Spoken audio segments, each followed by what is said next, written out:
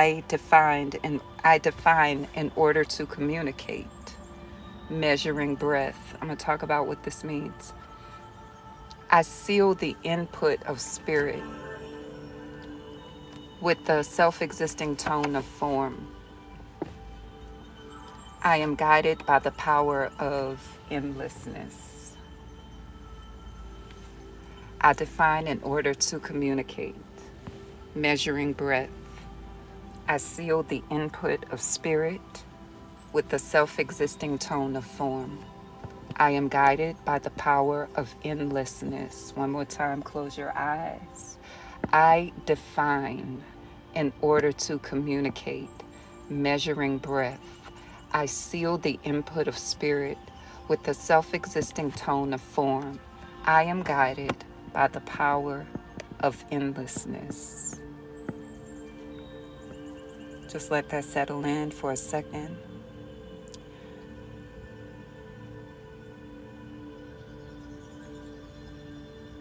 Deep inhales and exhales.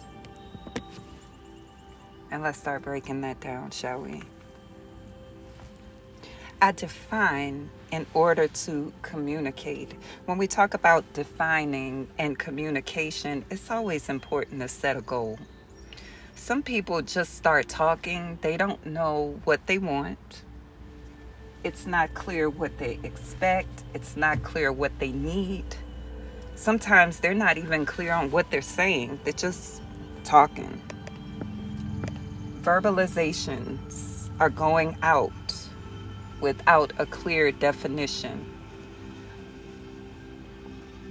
Guided by the power of endlessness, Ashe. I like that too. I'm plugging into that today. So today, before you start talking, decide what your goal is. Is your goal just to be heard? Well, you got to be careful with that, because when you're talking to humans, they're not robots. And so you may say some things in an effort to be heard, and you might get a reaction. Have you ever had someone, start sharing information and then you start having a reaction and they get so upset because I just wanted you to listen? Well, you should have defined that. Because if you didn't say that, then I'm going to engage in communication, which means you're giving output, I'm receiving input, I'm storing, processing, and giving output, right? So you need to define that.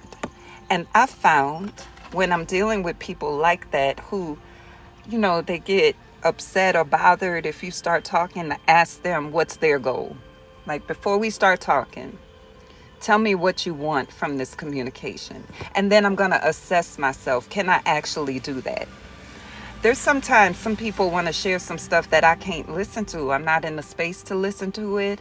I don't want to listen to it. I'm not the person to just sit there and listen to it. And then when you bring this in the realm of a relationship, if someone cares about what you're saying and you're just sharing to be sharing, you got to really look at the efficacy of that. Is that effective?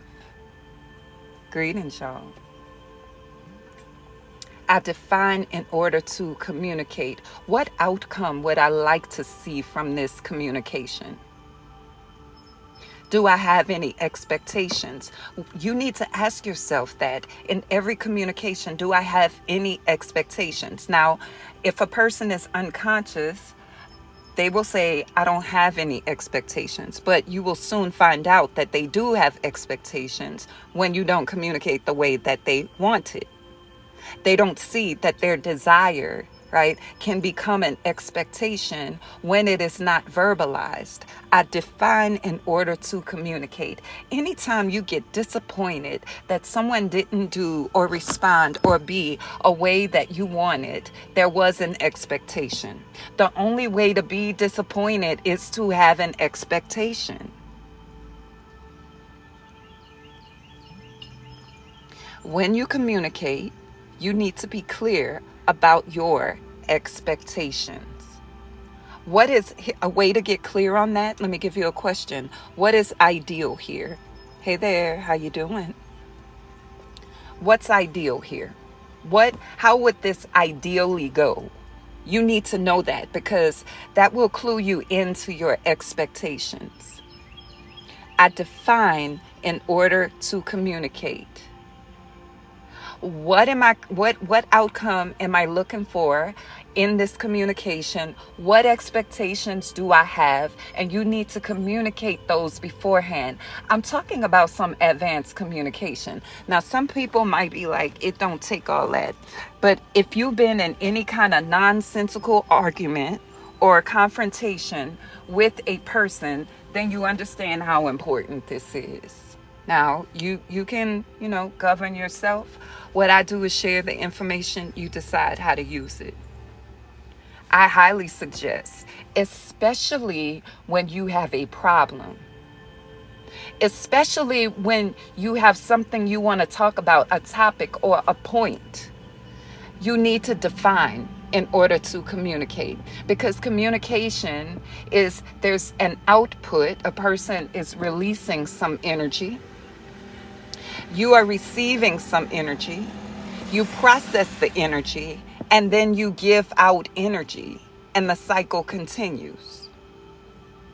Understand that everything you say affects and influences others. What does that mean? Well, when you are seeing that people are having responses, understand that what you say does have an effect and an influence. It does. So when you're communicating for an outcome, it would behoove you to think about these things so you can actually get what you're looking for versus more problems. The next part I really love, it says measuring breath. I'm going to pay attention to what I'm sharing, to how I'm sharing it, to the words that I'm using, and what kind of energy I have going on here. Is my breath shallow or is it deep? You need to self-assess. As you're communicating today, am I breathing deeply? Then you're probably calm. If you're breathing in a shallow way, your body is experiencing stress more than likely. If you're communicating in stress, you can almost guarantee that some unconscious things are going to start coming forward. So I need you to measure your breath today. Breathe. Look at how it's going. And if you feel it shallow and fast, take a moment. Breathe deeply, calm your nervous system down. Number one, so you can communicate effectively, so you can stick with the goal of the communication. I define in order to communicate. Have you ever been in a conversation with a person who was like a moving target? They said they wanted to talk about this and then it spiraled into this, that, and the other. They went north, south, left, and right, and you were still trying to address the original thing, but even they don't remember what the original thing was because they have just created chaos in that moment. Have you ever experienced that? I felt that measure. Hold on a second because I can't see. Let me bring up something. You felt that measure your breath. Yes. Yes. When you're communicating with people who have a chaotic thought pattern, they will bring you to kingdom come and back and be confused how you got there. You'll know how you got there because you'll be able to say, well, you started talking about this and then you went to that, and they will be confused, right? Because their emotional landscape is chaos. Their mental landscape is chaos. And unless they bring some order, define in order to communicate, you're going to have to leave that conversation where it is. Their hormones are all over the place. Their nervous system has been hijacked by stress, flight or fight response. You can't be logical with them. And even when you be logical, they reject it. They find some problem in it. We all have been in these kind of communications, right? And we all have been the person doing this also, let's be honest. Because when I was a younger woman, I went the length of chaos and madness. That's for somebody who want to be honest. You have gone left, right, round and round, up and down, across the street, round the corner, and back overseas on a topic, all in one conversation. And truth be told, you didn't even know why you were saying what you were saying. You just felt it and you said it. See, y'all don't want to admit that today. That's all right. I'm here for it because I know it's true. And that's why we have this energy that we need to practice. I define in order to communicate. Somebody listening here be doing this still. Everything ain't all in the past. Let me see. Let me see what you're saying. I did ain't right. We gotta tell the truth here. I define in order to communicate, measure in breath, breathe. Now, what is your input? Is your input going to be all the things that you're taking personally from what they're saying? You ever had a conversation with a person who was selecting things that you said and having a reaction, but they really wasn't paying attention to the most important thing you were trying to express? They took any and everything that you said very selectively. I see a red bird. When I see a red bird, I throw kisses because that's my ancestors. Have you ever had a communication like that with a person? You said something so profound and they grabbed something else and started running round and round with it in a circle. Ashe. Greetings, greetings, greetings. Nope. I just got on, so you right on time for real. I define in order to communicate. What is your goal?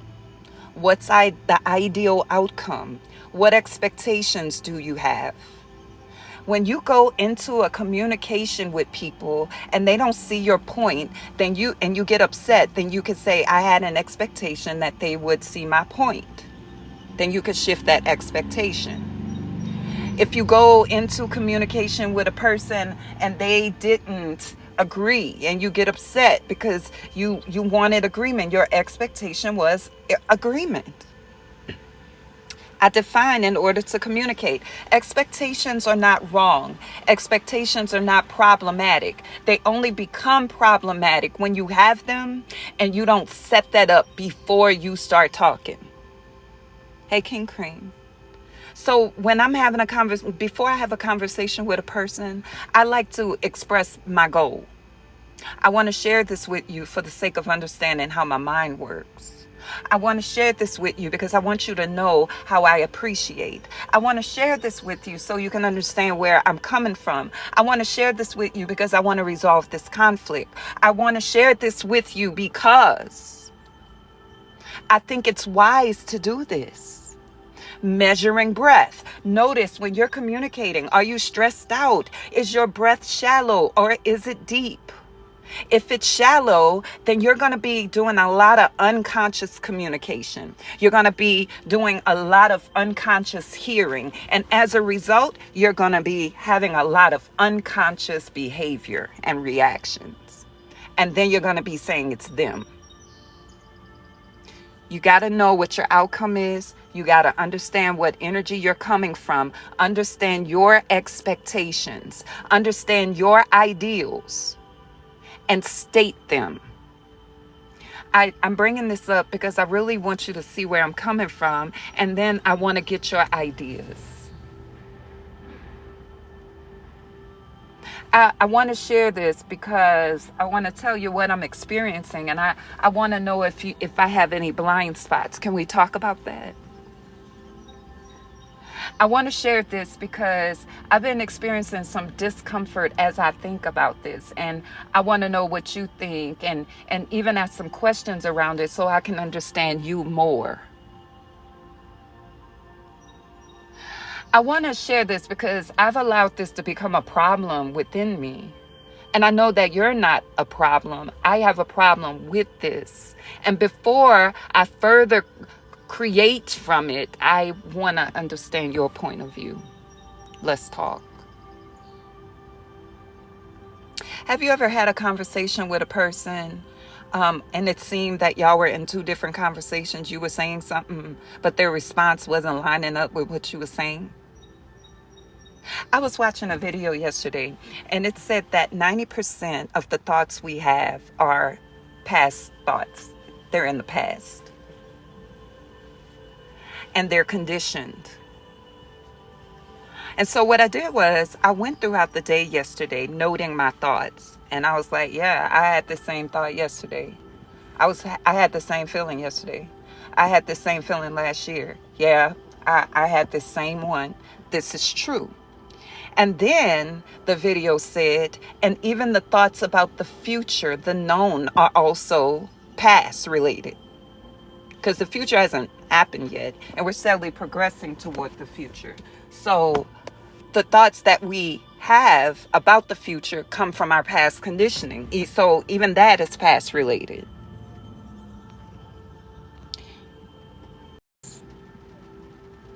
When you keep having the same problem in different people, you're living from the past.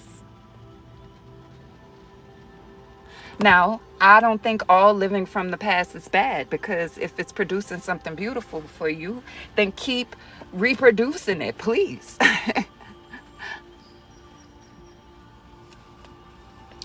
But if you would just take a moment today, even for an hour, and pay attention to what you think, you will find that you've been thinking these thoughts are moving forward. You're still in conditioning. That's why we have to do these spiritual practices, right? Of calming ourselves down before we go into meditation, and allowing the thoughts to come and go.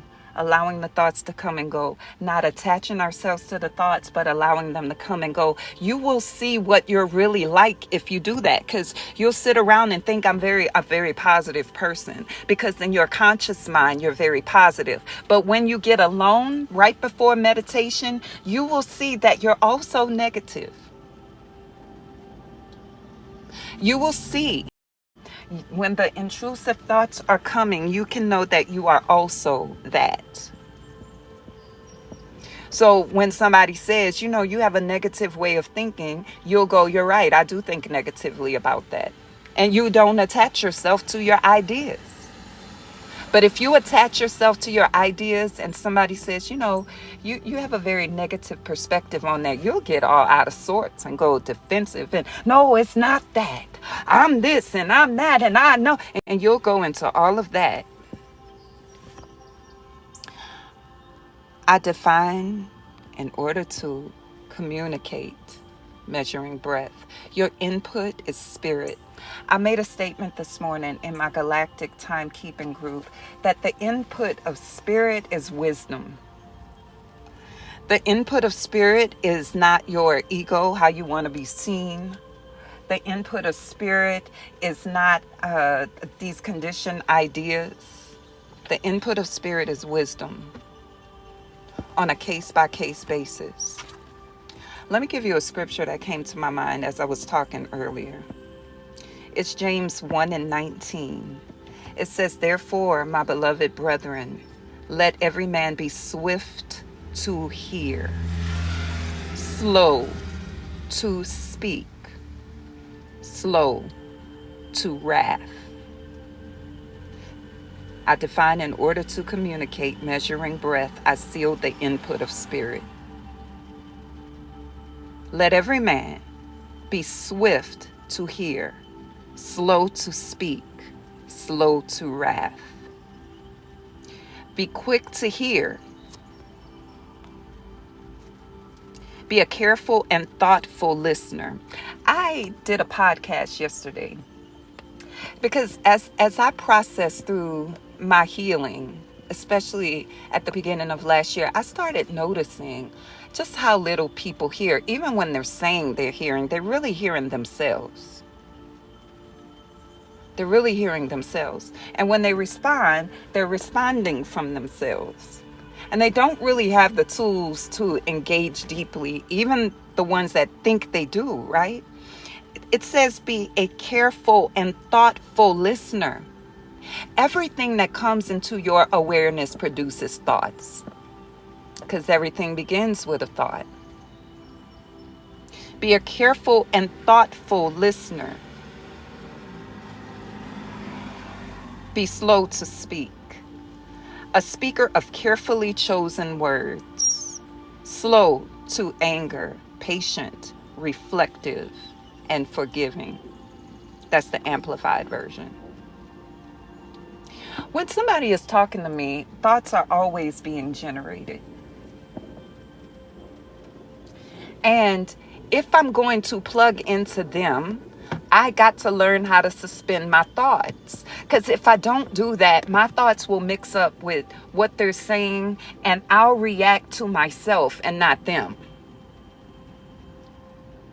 That's the first thing that will happen. I will think I'm reacting and responding to what they're saying, but I'm actually reacting and responding to the chaos that's in my brain because I don't know how to suspend my own thoughts.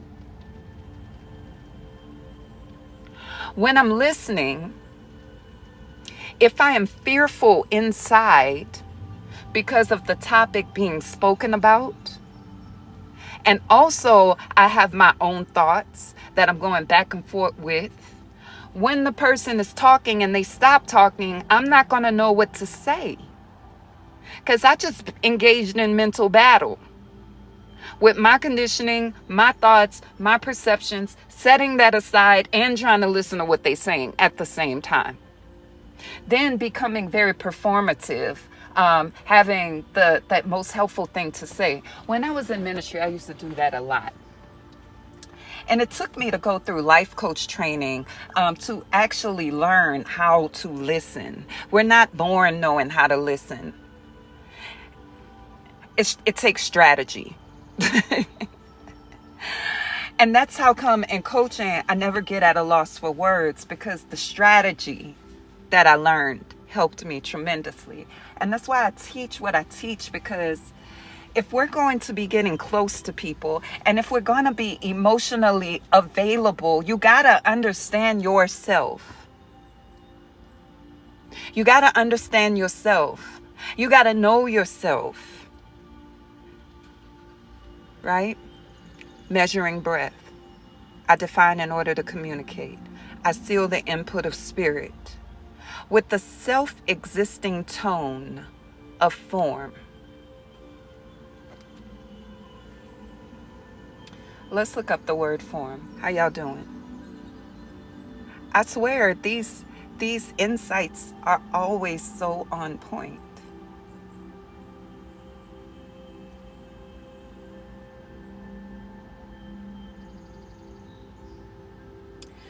Form as a verb, to bring together parts or combine to create.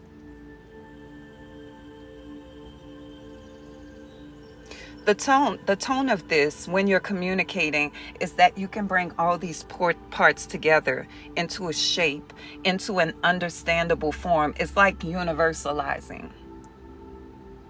I can take all the things that are going on inside of me and pull it all together, right? And that's the tone that allows me to define in order to communicate, measuring breath. I seal the input of spirit. Spirit is not communicating to you, let me say this, through pain.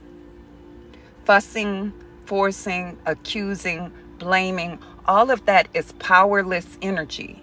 Because of them, because of them, because of this, because of that, because of. The video I was watching yesterday, I love how he said it. He said, when people do that, what they're saying is this external reality controls me and it creates for me. Because of this external reality, I become limited. Because of this external reality and how it is, or what they said, or what is existing, I can't. It's powerless. It's not God energy. I got to call it what it is so you can rethink this and come out of that 90% of your thoughts of powerlessness. It's self-existing, the tone of form. I can exist. I can pull things together. I can seal the input of spirit. What is spirit saying to me in this situation about myself, about others, about my movement, about my patterns? What part of this 90% of past thinking is passing away? What percent? What part of it? When your 90% thoughts start feeling challenged, you feel like the person is the problem. You feel like the situation is the problem because you're causing me to change how I think. How dare you? I want to be powerless and blame you. You're challenging an old way of being that is so concrete within me. I almost can't imagine what it's like to be without it. You're the problem. You're actually telling me to operate in a powerful way, but I'm operating out of my powerlessness. I'm mad. And you don't understand. Self-limiting beliefs. People don't get it. Instead of what nuggets of truth are in here, I need to harvest the nuggets of truth in every interaction, every reflection. And that's why you don't take it personally, because you're trying to harvest truth. Are you a truth seeker? I am. That's why I listen to people. I read carefully what they're saying. I listen carefully to what they're saying to me because I want to know what made this come into my awareness. What truth is there for me? I remember this was 2022. I was on my way to the Grand Canyon. So I had gotten to the airport in enough time, but you know, sometimes Atlanta airport be lit. I got there 2 hours ahead of time and I still missed my flight, right?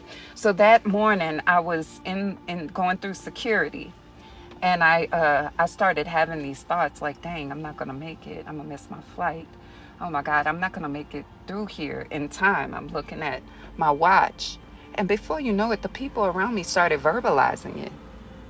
They started saying, we're not going to make it in time. We're going to miss the flight. This is ridiculous. I got here early enough. They started reflecting my inner reality, and I had to sit and listen. And I was like, this is exactly what it sounds like inside of me.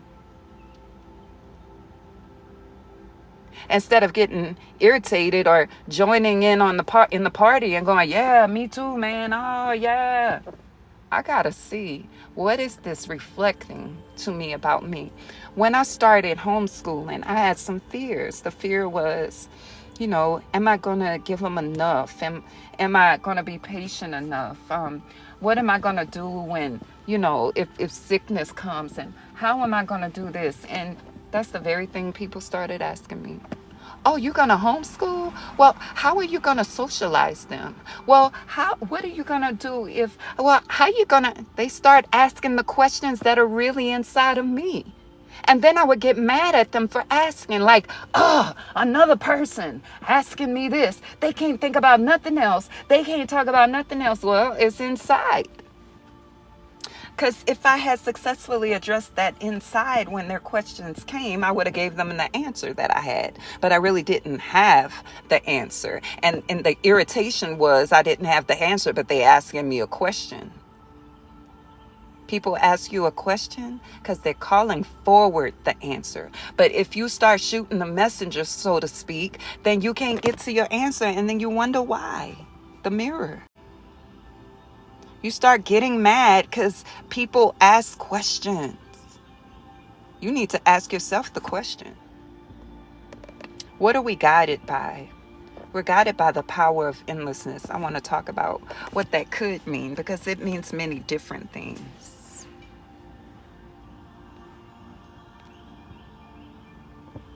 When I switch it, I'm just trying to look and make sure I saw all the comments.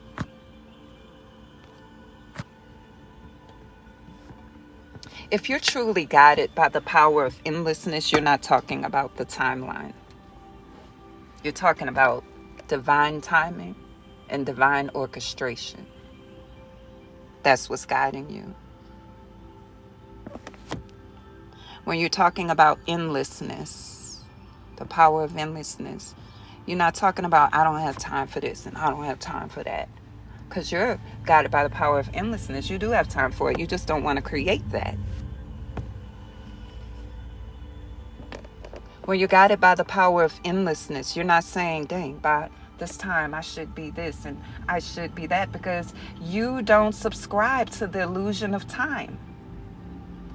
If there was no clock and there was no way to keep time, then you would be doing what you're doing. And if there was no standard as to by this time you need to be out of college, by this time you need to be married, by this time, and all of it is cultural, by the way, because when you go to different cultures, there's different timelines. So if you were guided by the power of endlessness, you would not be subscribing to a cultural timeline. You would just be like, I understand they believe that, but that ain't really how I navigate my world.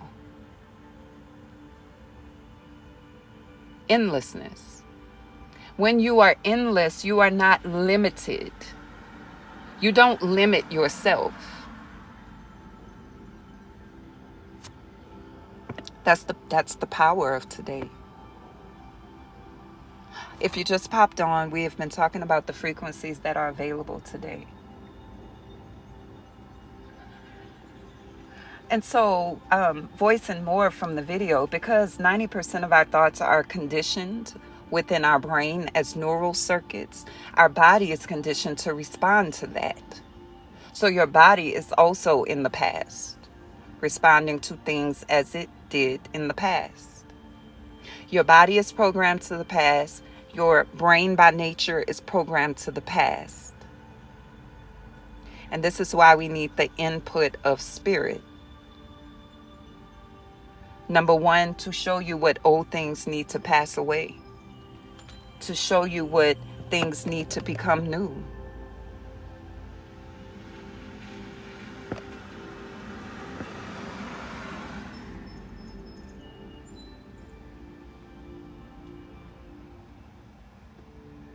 Ashe.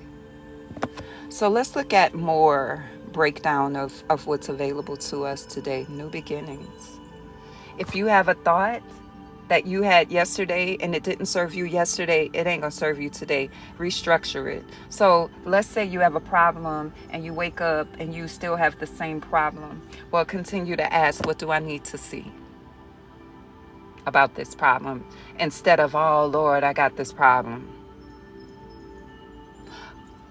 What new portal is there for me in this area?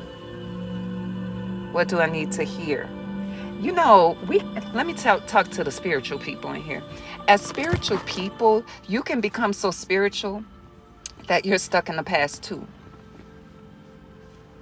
Because someone is saying something, because you know it already, you just go, yeah, I know that. Yep. As opposed to really taking it in deeply. That's another way plugged into the past. You learned that already. So the person who's talking about it right now, you don't listen. You don't take it in deeply because you know it already. It goes into your conscious mind. But if you breathe, right? And this is how I like to listen to people. I don't care if I heard the same thing on the most elementary level. I want to listen to how they explain it because I'm pretty sure there's a nuance that I didn't get. I'm pretty sure that there's a thought process that I need to be reminded of. I'm pretty sure. And then we'll get clever with it, right? We'll get clever with it and just sit in the congregation of the righteous. Yep. Amen. And it's not going any farther than the surface of your intellect. We do that. So I got to carefully plug into every teaching. Even one that I feel that I've grown past and beyond. Because when I first learned it, my brain was different. So I can hear it different now. Let me see what y'all saying. That keeps you in a circle versus finding new things and spiraling up. Yeah, or spiraling down or spiraling out, right? So I encourage you, come out of the congregation of the righteousness and righteous. And sit in the seat of the student in life. We're not going, yeah, grass is green. Yup. I've been knowing grass was green since I was 2. In fact, I started talking since I was 1. So I've been knowing grass was green since I was 1. Yep. Don't do that. Stop and look at the grass. Take it in with your new mind. There's the red bird again. Re-experiencing it.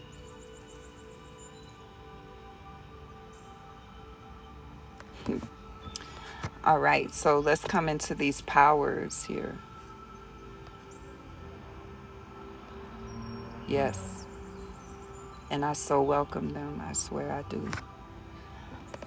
So every day has an archetype and a tone, frequencies. We already talked about them. That's what I was reading. That's what this is. But I just want to show you where it came from.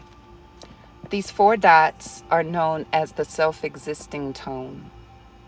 The power of it is to define, measure, and form. Sounds very masculine, right? And then you have the archetype of the wind, which is spirit, communication, and breath. It sounds very feminine. And if I can come away from masculine and feminine and just say yin and yang, we pull that together, it makes a beautiful pair. I define in order to communicate, right? My specificness, my goal-orientedness serves my communication. Measuring breath, my ability to make markers, check in, and assess serves me and my breath. Form serves spirit.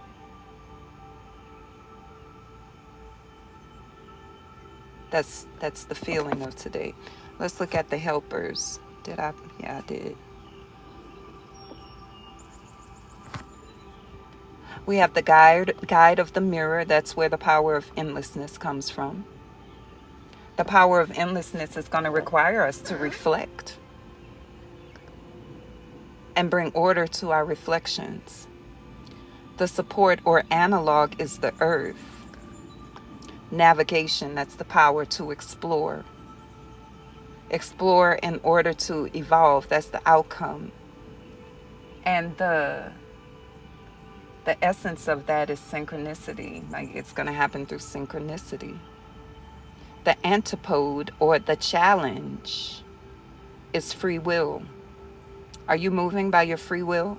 Or are you saying, because of something, I have to? If I were you, I would come out of that logic, because of something I have to. And I would say, because I know X, Y, and Z, I choose to A, B, and C. The action is influence. Like when you have the power of free will, you gotta recognize what you're being influenced by and what you are influencing. You influence yourself every time you think in a powerless cycle. You become more powerless. You enhance your powerlessness. You seal it in, and you feel it more intensely every time, right? Move in wisdom. Wisdom comes when you receive truth and you reflect, and the input of spirit says, this is the way, walk in it. This is not a whimsical idea. It's very grounded, very nurturing. It's not sourced from the past, right? It's very present oriented. And then we have the occult, or the behind the scenes, the veil. Behind the veil helps self-generation. The ability to produce from what you have. Somebody is sitting around saying, I don't have this and I don't have that, and that's why I can't. Someone is saying, well, because they won't help me, because they won't support me, because they won't give me, because they won't see me, I can't. Well, the power of self-generation is available for you, and it sounds like this. Now that this is happening, how can I move forward? When I first started my business, with $0. Okay. I set up, this was in 2013, I set up a Facebook business page. But I I set up a Facebook business page and I said, I want to train life coaches. Even though I had been in ministry since 2007, 2008, I just got my life coach training in 2013, right? And so I was saying, I don't have that much experience, and they're going to ask me where I got trained, and I'm not going to have, and I had all kind of thought processes. And that was back in the time where all of these coaches would tell you, you need a website, and you need a business email, and you need this, and you need that. And I was like, I don't have that. So I started studying. I started taking every free workshop I could find on branding, on marketing, on presence online. And I just started working with what I had. You know how I started using Canva? I had attended a free workshop and she gave some of the tools that she used. And one of them was Canva. And I said, oh, that's how they create that. Okay. And then she said, Calendly. And I was like, oh, I could use that. Okay. And I just added as I went. I didn't know how to build a website. At that time, my first website came with from Weebly. It was drag and drop. I was like, okay, drag and drop, drag and drop. I got it now. It was slow and steady. Self-generation. Catalyze. You don't self-generate just to stay there. You self-generate because you're starting something. And the essence of it is energetic. It's energy. What energy are you in when you are creating? What energy are you in when you're bringing something forward, doing something? You got to pay attention to your energy.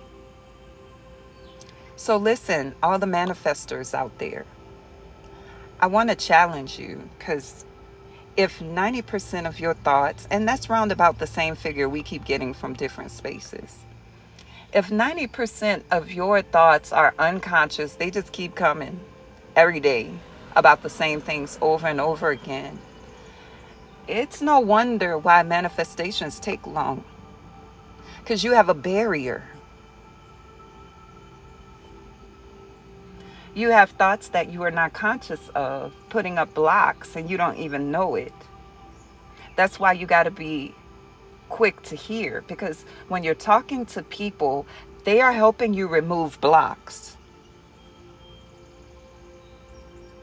But if you can't listen because your ego gets in the way and you start getting upset and bothered and defensive and getting whatever because they don't have the right ideas and you haven't defined in order to communicate, then your blocks stay there a little longer.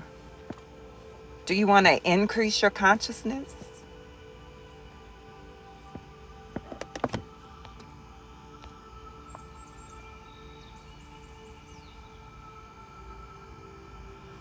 I want to increase my consciousness.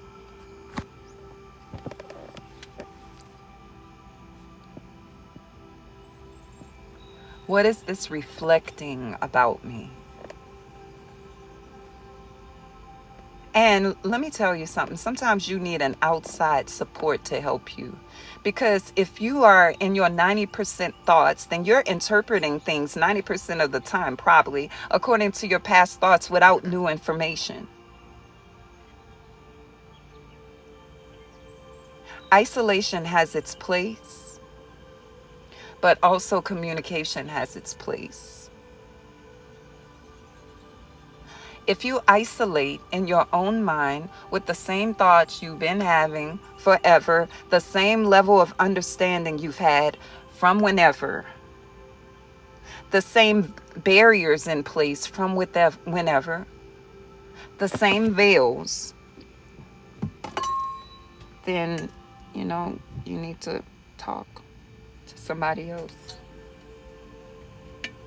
There's some things I I believe this, and I've come to learn this. We can grow by ourselves. We can. But because we are interconnected, if our ego keeps us separate, it's only so far we can go. And I've seen that. I know that. I firmly believe it. I've learned it. It's only so far you can go by yourself because we're interconnected. And I have pieces you need, and you have pieces I need. And because we've become localized with this brain and this body, even though we have access to infinity, the access to infinite nature is through each other. It's not just that you sit down and you get information from the cosmos and the sun and ancestors, because you're down here with other emanations of God. And even this cosmology right here is part of that. Fellowship, synergy, integration, cycles of abundance, give and receive. All of that happens with others. So yes, receive from spirit. Yes, receive from ancestors. But if you have a particular block in place, then the ancestors can be trying to get something to you and you can't receive it. And because you refuse to listen to the way they speak through other vessels, you just want to limit the ancestors to, my ancestors will speak to me for myself. They will. But if you got certain blockages, it's going to need to come from another human. Because sometimes the ancestors be telling you stuff and you be like, nope, tell the truth. You don't just be sitting there openly receiving all the time from spirit. Spirit be saying yes and you be like, nope, not doing it. I got other plans. I'm going this way. That's the ego. So don't tell me that my ancestors will speak to me. You don't be listening to your ancestors. So it's got to come through someone else, and oftentimes through pain, for you to sit down and listen long enough. And the pain is not really a punishment. It's the result of resistance. It's not punishment.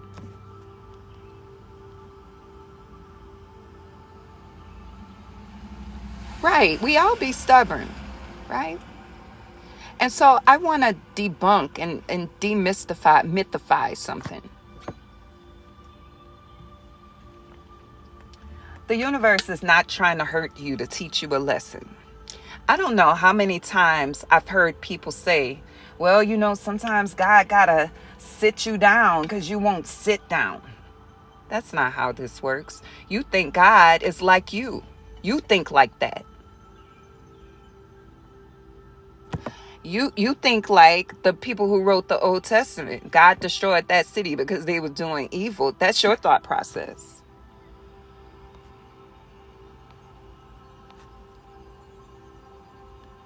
But the energy of it is,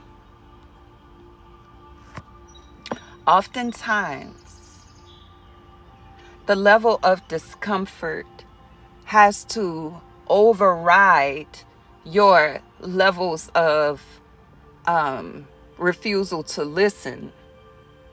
And then that catches your attention.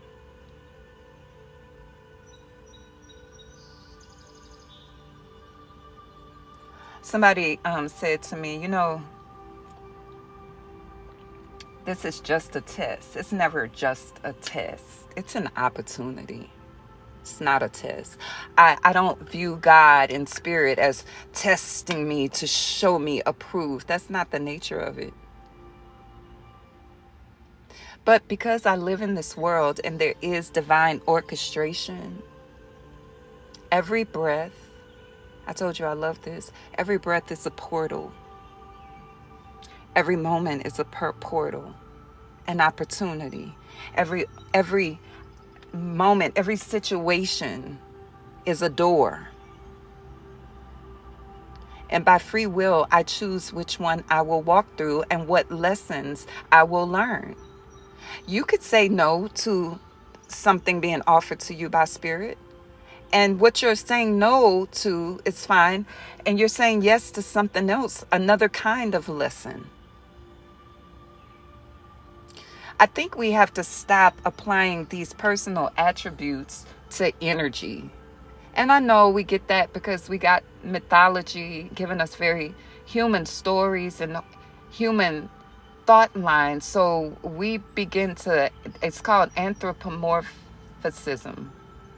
I think that's the ending of it, right? Where we place human attributes onto something that's not human.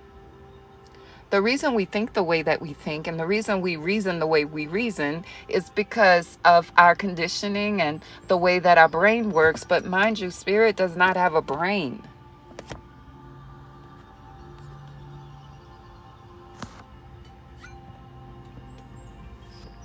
But if spirit in your brain likes to whip you and beat you because you don't listen, then I'm probably thinking you were raised like that.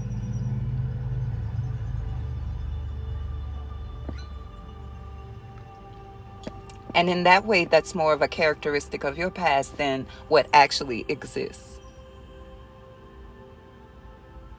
You know, there are these memes that have, the ancestors fussing and turning their lips up. It's funny, my ancestors, when I'm stubborn, looking at me. I'm guessing you was raised like that. And how many of you know that how you were raised is just a little speck in infinite amount of ways to be raised? I don't punish my children, and I've been stopped punishing my children since they were very little. Because even psychology says that punishment is least effective in changing behavior. Nevertheless, we keep punishing and we keep thinking God and spirit and ancestors are punishing and whipping. If you like being punished and whipped by people who love you, then ashe, because we all have our realities. But that's not the way that I exist with spirit. That's not the way I exist with my guides. That's not the way I exist with my ancestors. Love is patient. God is patient. God knows all things and exists in every realm at the same time. So how is God mad? And even being mad is a human construct of emotion based upon a brain and perception. So how is that possible? Think about it. But we read in the Old Testament where it said that God was angry. And so he did something. And we just kind of carry it on. I don't live in a hostile universe. Things happen that I don't like, but it ain't hostile. Different energies I work with at different times, right? Some of them are firmer and sharper than others. Some of them are darker and or lighter. Say something real quick. If you've been punished a lot as a child by people taking things that you love away, then you'll get in relationships. If you like the way that feels, I shade. I'm talking to somebody else. So when I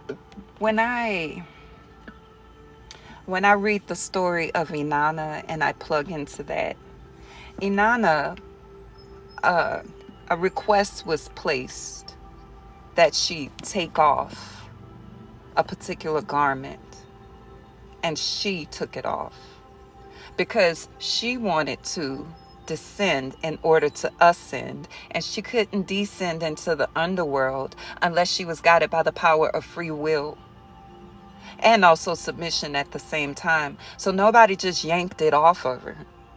When she got to the door, to the gate, the request was made, you need to take off this. And she protested. But in order to get through this door, you must take it off. You must take it off. In order to walk through your next portal, you're going to have to shed some idea and such that is no longer serving you. And that really isn't a loss. But if you look at it from a lack perspective, someone taking something away, then you experience loss. But when you look at it for what it is, you shed it because you were ready to grow forward. It's a different kind of energy. All right, so let me bring this to a close real quick. Let's look at this 28-day cycle. We're on the crystal moon for the next, we're on day 16. So the next 12 days, you dedicate, you universalize, and you cooperate. You need to cooperate. The essence of you is cooperation. Cooperation. Look at what you're cooperating. Make changes where necessary. When you look at the season, we're still in the blue eagle season. You need to be looking from an eagle's eye perspective, even when you're in a personal space. You need to rise up and overstand and then govern yourself from there. Govern your heart from there. I was talking to my therapist recently, and I just love this therapist. We've been together for a few years now. And she said, you know, Veronica, what I love about you and your experiences is that you feel it and then you're also logical. She said many people are not. Many people feel and they just go with the feeling, and the feeling takes them down, down, down, down, down. Because logic is what balances us. And so she said, I wish most of my clients could come into some kind of logic within their spaces while they're feeling. That's the essence of this. Yeah, I recognize that. So for a long time, people villainize that. You're so logical. You're so logical. But I'm so stable because I'm so logical. And that's what you love about me. I'm also grounded in my heart space too, with empathy and compassion and nurture. I'm very much divine mother. I'm also very much divine masculine, right? And so your emotions, and I have this in both of my books, your emotions are indicators. See, I understand the purpose of the emotion. I'm not to be led by the emotion. My emotion is not my heart. See, some people think that their emotion is their heart, and whatever leads to a positive emotion, that's the way they should go. And that's not how it is. Your heart, when we talk about following your heart, what we're talking about is a combination of emotion, universal truth, and intuition. Universal truth is the logic. We're talking about a combination of things. So we're not just talking about, oh, I feel like this, I'm going to do that. Now I feel like doing this, I'm going to do that. Your emotions will have you tossed to and fro. One day this, tomorrow that. That's the nature of them. And they're beautiful like that. They're supposed to be indicators of what's going on inside so we can assess, you know what? Yes, I like this and I want more of this. And also, how does this fall in alignment with my intuition, with my intuitive nudges, with my guidance from spirit? How does this line up? That's how your logic will come in. What's true about this universally? Let me put this in a practical form. Let's talk about relationships, can we?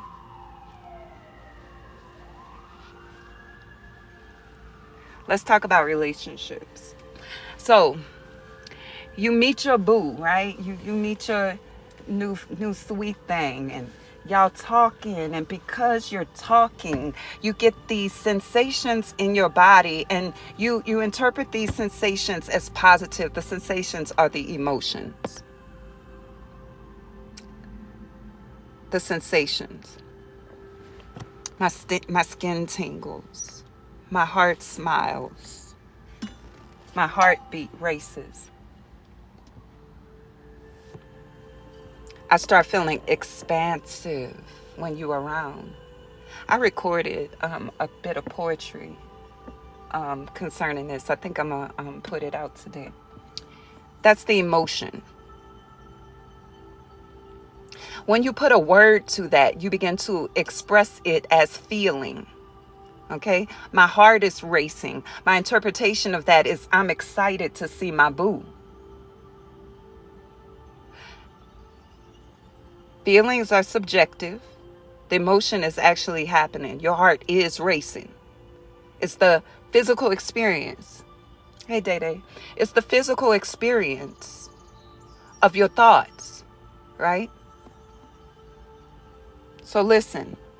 You say, I feel excited because my heart is racing. I interpret that as positive. But your heart could also race when you're scared. That's why I'm trying to help you understand why you wouldn't just be letting sensations lead you. Hey, good to see you. I can have a feeling in my gut that feels like butterflies. And if the situation in front of me is positive because it's my boo, I'm going to say I'm excited. I'm nervous because I'm excited. But if it's because you're about to go get some bad news, or you think you're about to get some bad news, we call it anxiety. The emotions are not there to lead you. And I don't care how nobody has romanticized that. You need an interpretation. It could be gas too. That's the truth. You woke up with some kind of feeling and you needed to go to the bathroom. You go to the bathroom and be like, oh, I just had to go to the bathroom. That wasn't nothing. Listen, they're indications. Now, how you perceive them is going to determine what your next experience of it is. So again, if you perceive it as positive because you associate it with something positive, either present, past, or future, then you're going to appraise it as positive. And then your thought processes that are positive are going to start generating. Oh, I feel so blissful. I feel so lovely. I feel so expansive. I feel so enamored. I feel so captivated. I feel so excited. You begin to generate thoughts that are consistent with your appraisal of the thing you felt.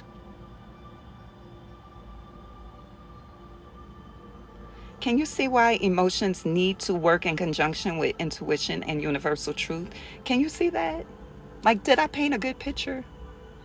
So anyway, with your boo, you're getting all these sensations and you begin to call it something. Based upon your past experience with people and in life in general, I love them. I feel it. Hold on one second. Hey, what you need? You fine? What you need? You want to go back to the pool in a minute? It's so bad that it stops raining. I know. Okay, well, I'm going to finish this teaching and we could go back to the pool. Oh, sorry. You're fine. Do you want to go back to the pool? Okay. All right. Okay, bye. All right. So we call that love. I love you. I don't know. I'm thinking I love them. Y'all know that feeling. Why y'all acting like y'all don't know? Y'all let me to talk like I'm the only one. And I know I'm not the only one. You could start feeling and interpreting emotions after a day. You start feeling expansive enough, you might feel like telling them I love you that day. Why? Because you're expanded in your awareness. You feel more godlike. You feel tall. You feel wide. You feel deep. You feel expansive. You come into contact with the energy of love and you say, I love them, rather than saying, I experience love when I talk to you.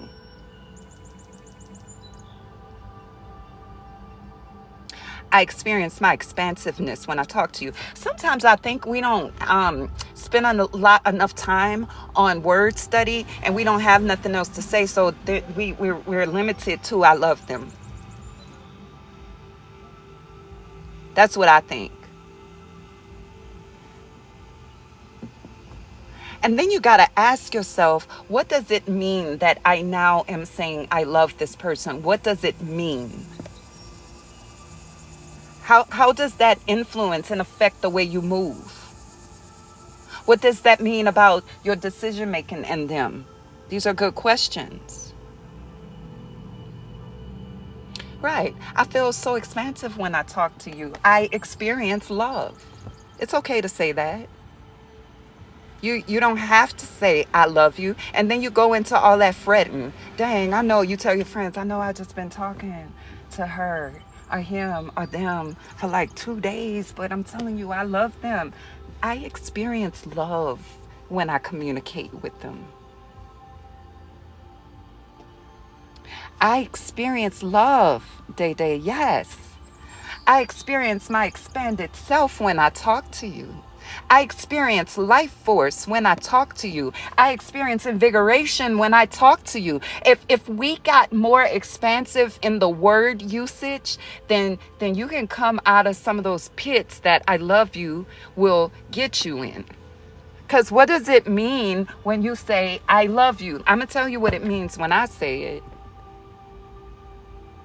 I have the gratification of love with you. Yeah. When people tell me they love me, I want to know what that means, because it might just benefit them to love me because it just gives them good feelings and they feel expansive. But I want to know, how does that translate? How does that change from the time when you didn't feel like you loved me? I got questions. But listen.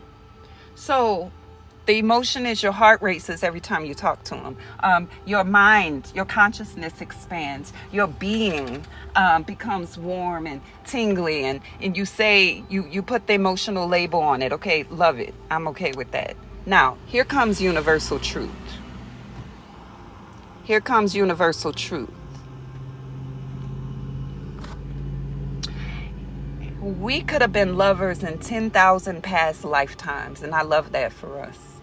And we just found one another once again. I love that too. I have some belief in that.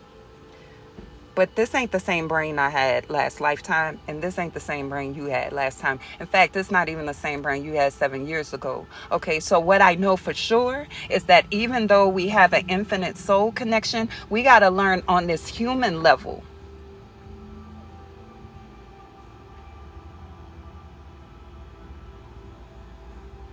I don't know what you've been through and how that has shaped you. I got to learn that. And I don't know if how that shaped you is conducive with what I'm trying to create. Because sometimes you think because you've been lovers with someone for many lifetimes that means you need to be lovers again. You might need to be a different kind of lover, like friends or lovers. Partners in business, they're types of lovers. But you got to come out of a monogamous mindset to really see that. You think that you have to be romantic with this being, and you don't. Because I don't know if we're aligned. We were aligned for last lifetime and whatever we did, and we must still need to evolve because we're here again. So let's take our time and see what that looks like.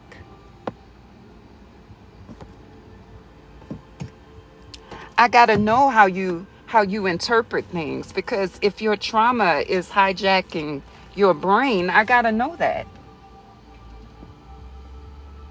I got to know if you feel that you're very whatever, how that lines up with the vision I have for myself. And it was beautiful then. Guess what? And the connection is still beautiful now. The question is, how are we going to engage now? Or are we going to stay oriented in the past, where we were lovers in our past life, so we got to be lovers? That's being very past oriented, wouldn't you say? I don't know. I'm just saying. Instead of exploring what it is now and leaving space for what it is now. You know how many people were lovers in the past life that break up? Because they didn't take the time to do what I'm saying. And so some people think this means shutting down emotion. No, it doesn't. It means allowing the emotion to inform you of what's going on inside of you. And enjoy it. But what I wouldn't do right away is start making commitments that you're not sure of. Maybe you need to commit to, and here's the greatest travesty I feel in this. The greatest travesty is you have this soulmate in front of you, and you both know it. And you know that the connection is infinite and soulish. but you bring it into a paradigm that is limited. A paradigm that brings forward jealousy and limitation, accusation, blame, all those lower levels of consciousness. You bring something infinite and you pack it down into that, and then you wonder why it doesn't work. How can you get to know the person if you can't hear what they want to talk about? How can you get to know the person when things that are important to them you can't hear because you might get too insecure or too jealous? How can you get to know the whole person if their thoughts are not welcome because you are too constricted and restrained, or the relationship is? How? So now you've taken something beautiful and subjected it into some lower densities, and then you wonder why it hurts so bad. It hurts because that is not the container for it. But you only know one of two containers. I've met so many people who have had like a romantic attraction for me, but either it wasn't time to be in a relationship, or I was in a relationship already, or something of that nature, and they just could not stand to be my friend because they're very binary. They don't know how to shift and move with a soul. They just know how to move according to their mental constructs. And so they would rather not be in conversation and rather not be in interaction, because if they can't be my lover, they don't want to be anything. Well, I understand and I get that, but I value friendship. All of this, Day, I value friendship so much so that they'll say that they can be my friend, but they're suffering being my friend. Why? Because again, they're on another realm, another plane than where I am, and getting upset that we're on different planes, as opposed to expanding. Because I don't know when somebody ever fussed, created suffering, or restriction. I don't know when that ever made me be more attracted to them. I got less attracted because it tells me that this person does not know how to exist in different planes, on different realms. I'm just talking about me.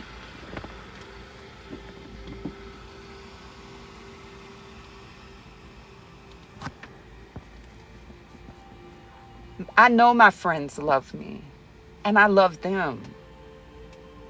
And being my friend means I'm probably not going to be trying to court you or, be physical with you, but I'm going to hug you. I might even hold your hand because that's what friends do when that's necessary. I'm not going to hold your hand and be walking down the street like romantic, not like that.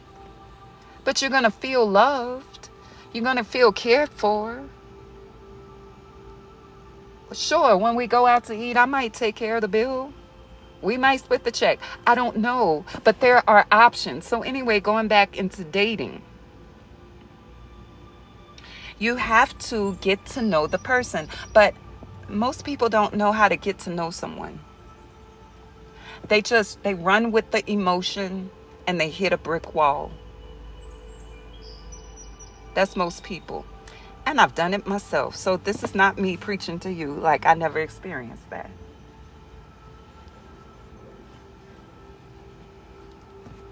But usually with me, I'm a pretty slow mover because I got to feel like we're expansive together. I got to feel like we can grow together and things of that nature. And so that usually means in my past, people have gotten very impatient. Here's what I say. When you are getting to know someone and they are moving real slow, I'm not saying you have to put all your eggs in one basket. Go out and create. Meet some other people. But fussing, pressure, guilt, all of that lower consciousness, it never really gets you far. It gets you into a real problematic situation. Have you ever been in a relationship with someone where you really love them, and so you were like, yeah, let's do this? And as soon as you said, yeah, let's do this, let's be in a commitment, problems started happening. And I don't think the commitment is the problem. No, the commitment is not the problem, because some people say we should have just remained friends. We were better as friends. The commitment is not the problem. It's what you committed to that was the problem. How about we commit to a continuous open space? How about we commit to being ourselves to the best of our ability in fearlessness? How about we commit to being plugged into the power of endlessness? How about we commit to defining in order to communicate? How about we commit to measuring our breath? How about we commit to these kind of things?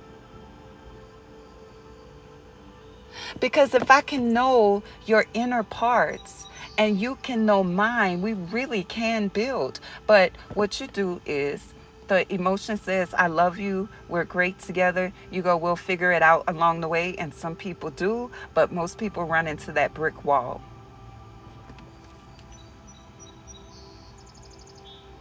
You don't have key conversations. You have a lot of expectations. And it leads you downward instead of upward.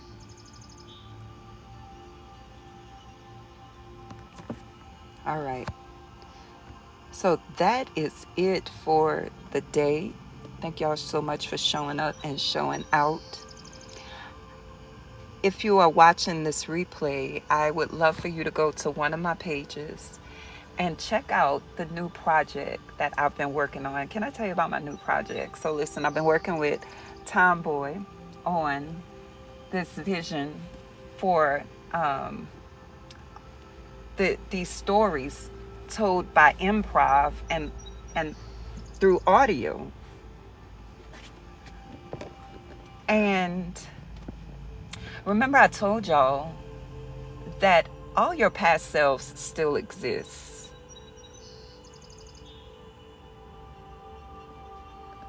All of your past selves still exists. So I remember that self that used to act a fool. I know her intimately.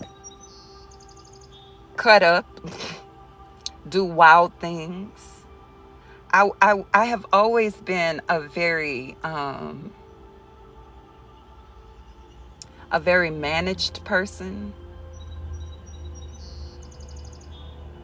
But let me come unmanaged and you would see something in me that you really ain't want to see, right? And over time, those thought processes have matured. So I don't have the same thought processes, but I still remember them. They're not dominant. They're not in my dominant space, but they are still part of me. And when you find creative outlets for the parts that are still part of you rather than suppressing them, then you don't have to worry about them coming up because they've been integrated. And a lot of artists know this. That's why you may see them painting a particular way or creating music a particular way. And it's coming from a space inside, maybe where they're not at consciously, but it's coming from a deep place. It's called integration. It's saying to those parts of yourself, I have a place for you. It's saying to those energies, I have a place for you. The place is not in my relationship, tearing it up. The place is on the canvas. The place is the instrument. The place is the story. The place is this project for me. So the ways that I've expressed myself in this project would probably never come from me in my conscious mind. But giving those parts of me a space here, sometimes it's through writing, certain kind of poetry, sometimes it's drawing. But it's never really in life real-time interaction. But here I get to do that. And it's pain-free. Here I get to do that and it's not causing harm to others. Here I get to do that, right? And be a reflection not only of myself inside, but the many selves that exist outside, the many selves in you.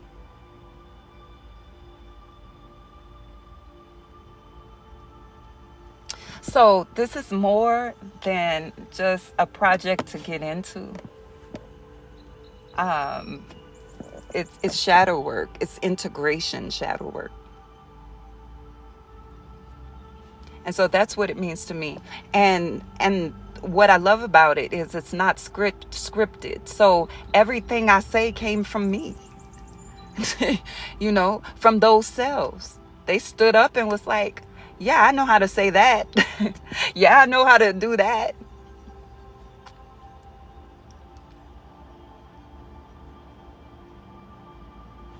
And I'm thankful to Tomboy for saying, hey, you want to work on this project with me?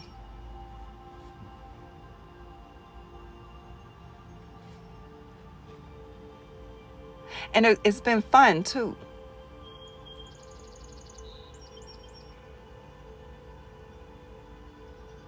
And getting your shower water ready after, yeah. Yeah. Yep. And it's fun. So when we did the first one, I was just so like out of sorts. And so Tomboy was like, do you want to listen to it, Goddess? And I was like, no, yes, no, yes. Oh, just play it. And it's not because of that used to hearing my voice, right? It was such unfamiliar territory that I was just like, I don't know about this. I don't know what I should feel. I didn't have a real opinion. When sometimes you feel like that because you don't have a real opinion. And I'm such a person who's used to having an opinion. So when I went into a realm of not having an opinion, I had to gather the opinion.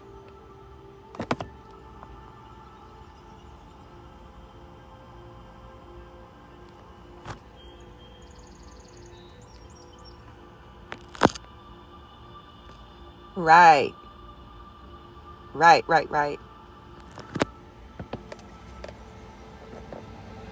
And each time I realize that this needs to come from a place I know, a familiar place, because it had become so unfamiliar, you know, to have these kind of conversations has become so foreign to me. I had to remember, like, you got this energy in you too. And it can be used creatively. So that's the significance of it for me, is healing. Um, when we recorded the last one, I was in a very hard space.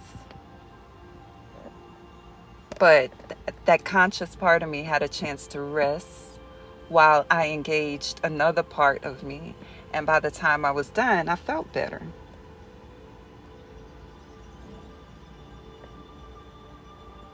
You know, I'm going to say this and then I'm getting out of here. There are a lot of parts of me that are no longer expressed. Some of them I'm not interested in expressing. Some of them, there's no place to express it because I haven't made it yet. Or I have expressed to satisfaction.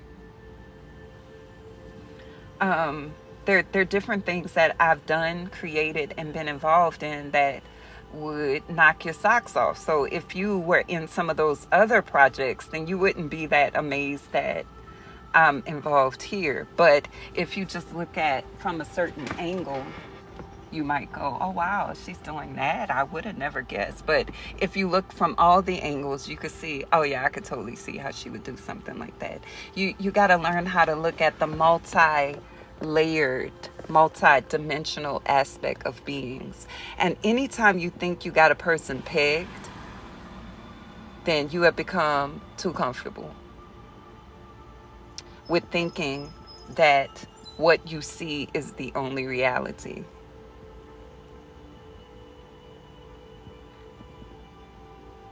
And that's it.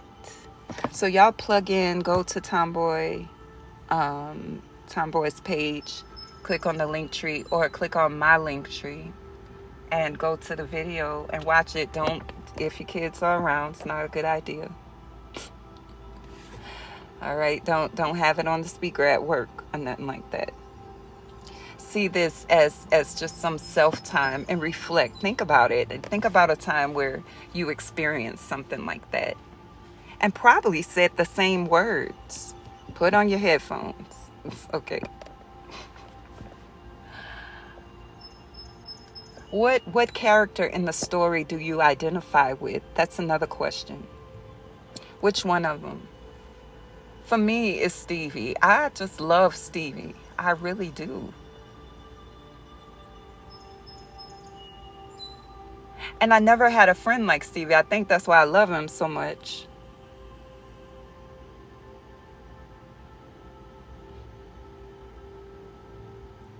It's adult content. I wouldn't say like super intimate, but it's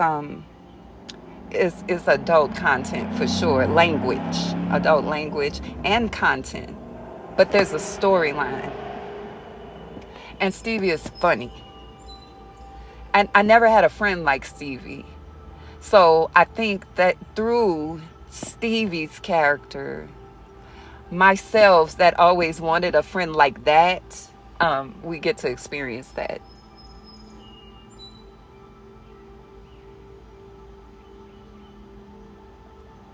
I've always in my life had, even if they were doing crazy things and I was doing crazy things, I had pretty logical friends.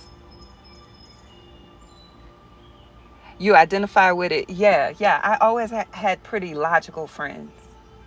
They're going to talk some logic into me. I'm going to talk some logic into them. Stevie is with it. Stevie is just like, mm-hmm. So, and very unabashed, very unashamed, right? Quick to, you could call Stevie out and Stevie like, oh, I am. Like, in other words, you in denial about yourself, but I'm not in denial about myself. Right. So that's not really a friend I would want in this life, but that's a friend I wanted in my past lives. So, it's very fulfilling. I love it when I know Stevie is coming.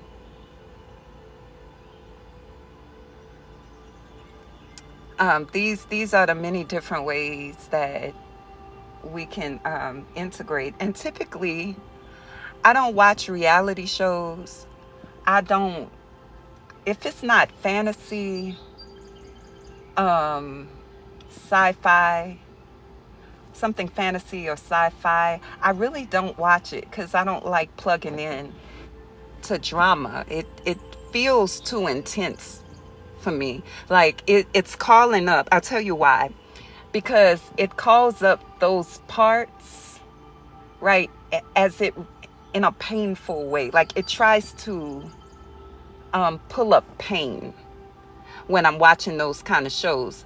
And I will deal with pain on my own time, not just because some show brought it up, right? You can identify with Liz, because if you can have her, you can have her. She tripping. Oh yeah, Liz was like, she want to fight. So I don't watch drama shows typically. And fantasy brings it far enough from reality to where I'm not getting enmeshed in it personally, even if I'm emotionally invested. Does that make sense? So doing it from this angle allows me to exercise those parts of me that there's nothing really wrong with those parts. They just have to have a place. And so even though I don't watch drama, I find it healing to create it. That's what I'm learning.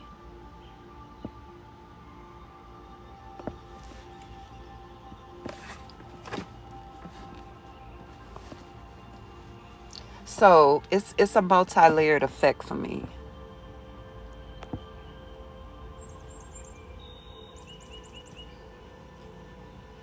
And that's it. I'll take this over anything on Zeus. No lie, yeah.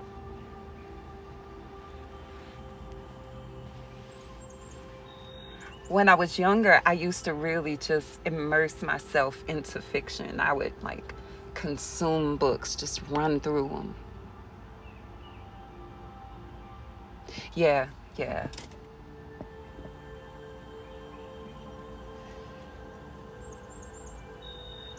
And so it kind of puts me inside the fiction where I used to only read it. Now I'm inside of it. And it's helpful. Let me tell you why else this is helpful. It's helpful because as I've been going through the challenges health-wise that I've been healing through, romanticizing my life has been a major help. What I mean by romanticizing is looking at my life from the lens of a story. It's helpful to when I need to change perspectives. When I have to come from the middle of the action into a different perspective, it allows my mind to rest. So, for example, I think I had mentioned this on live before, that I've recently found a joy in watching the sunset from a certain location. And as I'm watching the sunset, I'm not just watching the sunset. It sounded more like this. And the sun, as it was setting, it caused her to experience herself in an ancient way. When she remembered that the light visible to her from the sun has been around for millions of years. It took that long to journey from the core of the sun out to earth. And she felt grateful. It sounds like that. When I'm drinking my cup of coffee at Starbucks, it's not really, I'm at Starbucks drinking a cup of coffee. That's not what it's like. In my brain, it's like as she picked up the warm cup of coffee, the scent of it excited her. And she began to salivate as she anticipated the taste of it's like that. That's what romanticizing is for me, right? And so participating in this project as a character and not me, my conscious self, it has that same effect. As I am telling the story, I'm telling the story to Stevie. And I'm having to romanticize it. And that's helping me in my life as well.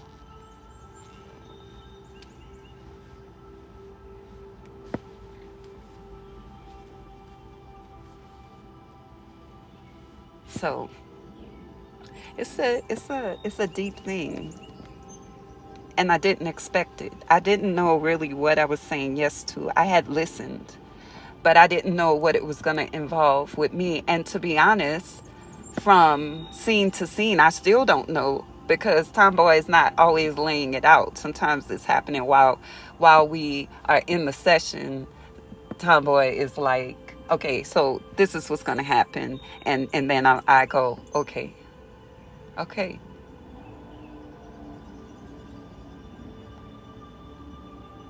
So it's nothing studied.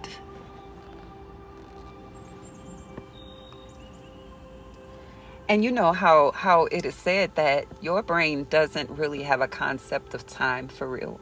Things are just encoded in there and they're activated when they're activated. So that part of me that's being activated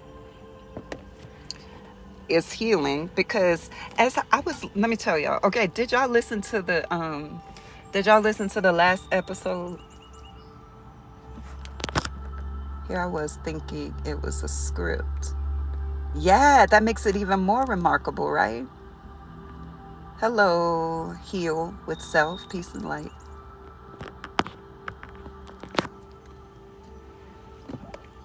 So everybody has been in arguments and in relationships. And let me tell you what experience I was having. So I'm angry in the episode, and if you haven't seen it, I'm not gonna spoil it. Or listen to it. I'm not gonna spoil it. Um we've all been in that type of conversation where something happened, you just found it out, and you just live it and unhinged, right? And what's usually happening is the other person is going to rise to meet that level, usually. So the self that was able to be unleashed in order to have that conversation was really used to that. Like I could feel that going on. TikTok is filtering comments, just FYI. I could feel that self anticipating that level of intensity, that sharpness coming back. But the character Tay was not doing that because Tay had reasons. But I'm just saying, Tay wasn't doing that. And so I felt how hard it was to continue to generate that same kind of energy when the person is not returning it. And it made me think back to some heated conversations I've had with people. What would have happened, I wonder? Well, probably the same thing that actually happened. But yeah, Tay was calm because Tay had an agenda. Right? No, baby, it's not like that. No, baby. Like, if you say baby one more time, that's a wrap for me because I can't, you know. But I think it's hard. I could see how it's difficult to argue with a calm person. Like I had to keep it generated within myself to keep going. Like I had to stay within myself to keep going. And that's what happens when you start arguing. You are attached to your storyline and you will play it and replay it as often as possible and often as necessary to keep your energy up in the conversation.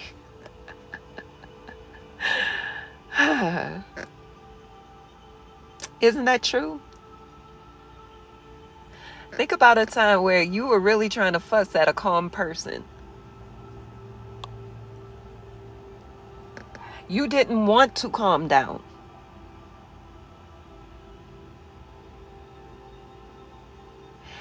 You loved it, yeah. Yeah, that was pretty cool. And then I felt like I got a chance to disengage.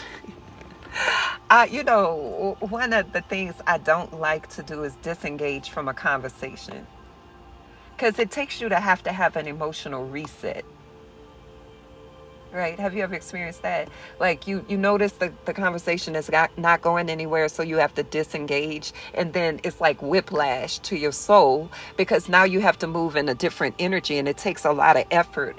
Well, in that conversation, I got to disengage intentionally without pain. And it just kind of looked different to me.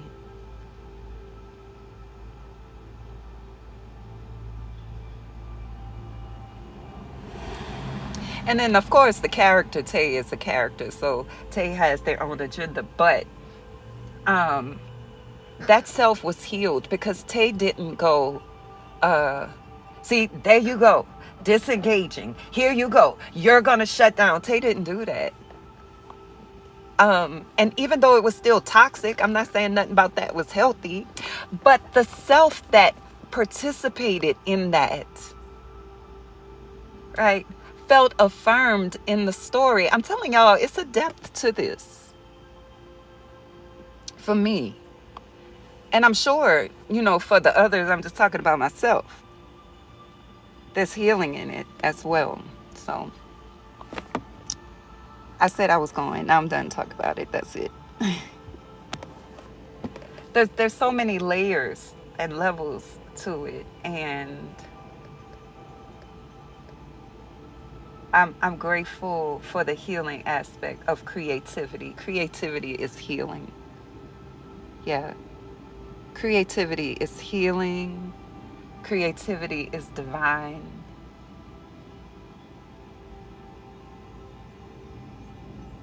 And yeah, that's it. All right, y'all. So that's it. I'm getting out of here because Jordan is ready to go back to the pool. It stopped raining. And we'll be talking. Peace, y'all.